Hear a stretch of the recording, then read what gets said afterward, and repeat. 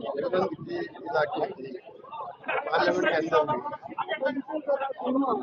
जिसका प्रतिपक्ष भी रहे, 5 साल तक उन्होंने लगातार आवाज उठाई कि प्रदेश की समस्याओं के विकास के बारे में।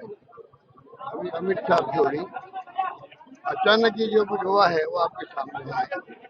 मुझसे मिलना आया 2-4 दिन पहले, अचानक ही बेन स्ट्रोक हुआ और वो पहले पहुंच गए, इलाज करवाया, उसके बाद में भी ठीक नहीं था।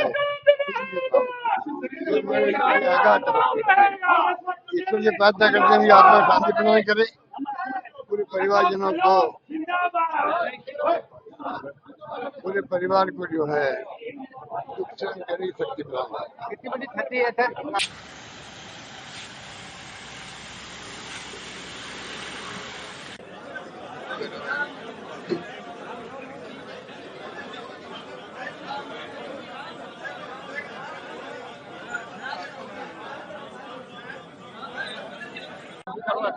क्या कहेंगे डॉक्टर जी, जिस तरह से आप पहुंचे अंतिम दर्शन? देखिए, रामेश्वर डूडी साहब कम उम्र लेके आए, लेकिन उन्होंने राजनीति के माध्यम से 36 कौमों की सेवा करने की जो लंबी लकीर खींची है, वो कोई बिरला व्यक्ति होगा जो ऐसी लंबी लकीर से बड़ी लकीर कर पाएगा। वो हमेशा, चाहे देश की संसद हो, चाहे राजस्थान की विधानसभा हो, चाहे पंचायती राज की संस्थाएं हो, हमेशा किसान के लिए, दलित के लिए, पिछड़े के लिए, नौजवान के लिए, मातृशक्ति की मजबूती के लिए, सबके लिए लड़ाई उन्होंने अपने जीवन काल में लड़ी। और आप देख सकते हैं कि राजस्थान की विधानसभा में जब वो नेता प्रतिपक्ष थे, तो मुझे उन्होंने चीफ व्हिप बनाया, और चीफ व्हिप बनाने के साथ में ही किसान के कर्जे माफ की लड़ाई लड़ करके राजस्थान की विधानसभा में धरना दे दिया, और 3 दिन तक हाउस में रात को सोते रहे। जब वसुंधरा जी आई कि डूडी साहब उठ खड़े हुए, धरना समाप्त कीजिए, ये बहुत बड़ी बात है कि किसान का कर्जा माफ करना कोई साधारण बात नहीं है। उन्होंने कहा मैं तभी उठूंगा जब किसान के कर्जे माफ की आप घोषणा करोगे। तो उन्होंने कहा कितने दिन बैठोगे, कि जब तक आप विधानसभा चलाओगी तब तक बैठेंगे।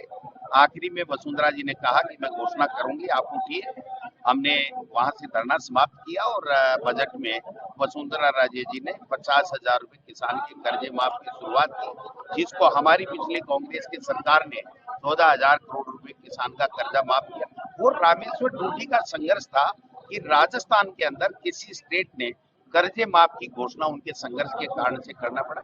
मेरा सौभाग्य है कि मैं एक ऐसा नेता के साथ में मैंने 5 साल तक राजस्थान की विधानसभा में काम किया, जिनकी कथनी और करनी एक है, उनमें कोई फर्क नहीं है। जो उनके मन में होता था वो बाहर होता था, और बाहर होता था वो मन में। निडरता के साथ में, स्वाभिमान के साथ में उन्होंने पूरे जीवन में राजनीति की, और हमेशा लोगों के लिए अपना जीवन जिया, अपने खुद के लिए या अपने पद के लिए नहीं जिया। ऐसे नेता को सत सत नमन। प्रणाम। और वास्तव में थे ही वो किसानों के लिए, हमेशा उन्होंने अपने जीवन में लड़ाई लड़ी। सरकार होती थी हमारी, तब भी टकरा जाते थे सरकार से कि लोगों का भला कैसे हो। तो ये जो मादा है वो बिरले लोगों में ही मिलता है, जिससे रामेश्वर डूडी रामेश्वर जी डूडी के निधन से प्रदेश की अपूरणीय क्षति हुई है। वे किसानों के, गरीबों के, मजदूरों के और दलितों के लिए जीवन पर्यंत काम करते रहे। उन्होंने प्रधान के रूप में, जिला प्रमुख के रूप में, नेता प्रतिपक्ष के रूप में विधानसभा में किसानों की, गरीबों की आवाज़ को उठाया, और वे सदैव ये चाहते थे कि गांव का समग्र विकास हो, गांव आत्मनिर्भर बने, वहाँ बिजली, पानी, सिंचाई, चिकित्सा व्यवस्था की कोई कमी नहीं रहे, और हर तरीके से स्वावलंबन गाँव का हो। और गांधी जी जो ग्राम स्वराज्य चाहते थे, उसकी परिकल्पना साकार करने के लिए उन्होंने जीवन पर्यंत काम किया। उनके निधन से जो क्षति हुई है, मैं उसकी पूर्ति नहीं की जा सकती। मैं परमपिता परमात्मा से प्रार्थना करता हूँ कि उन्हें चिर शांति प्रदान करें, और परिजनों को और हम सभी कांग्रेस जनों को, उनके सभी प्रशंसकों को इस असीम को कष्ट को झेलने की प्रभु शक्ति दें। देखिए, आप जानते हैं कि रामेश्वर डूडी जी कांग्रेस के कदावर नेता थे। पिछले 2 साल से कोमा में थे। मेरे साथ भी उन्होंने काम किया, मजबूत नेता थे। आज उनके जाने से हमें भारी नुकसान हुआ है। और आज हमारे प्रदेश के सभी नेता अशोक गहलोत जी साहब, डोटासरा साहब, तुषाराम जी, टीकाराम जी जूली भी पहुंच रहे हैं। हम उन परिवार को जो है हम चाहते हैं कि ईश्वर शक्ति दे सहन करने की, और निश्चित रूप से मैं पार्टी को क्षति है। आम जन की आवाज, किसानों की आवाज आज राजस्थान में हो चुकी है।